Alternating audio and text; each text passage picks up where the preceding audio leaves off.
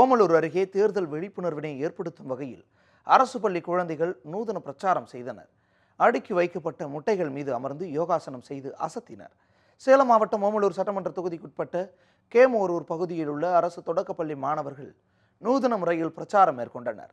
100% கட்டாயம் வாக்களிப்போம், பணம் வாங்காமல் வாக்களிப்போம், பணத்திற்கு வாக்களிக்காமல் வேட்பாளரின் தகுதியை பார்த்து வாக்களிப்போம் என்பது போன்ற விழிப்புணர்வு வாசகங்கள் எழுதப்பட்டிருந்த பதாகைகளை கைகளில் வைத்தபடி அடுக்கி வைக்கப்பட்ட முட்டைகள் மீது அமர்ந்து மாணவர்கள் யோகாசனம் செய்தனர்.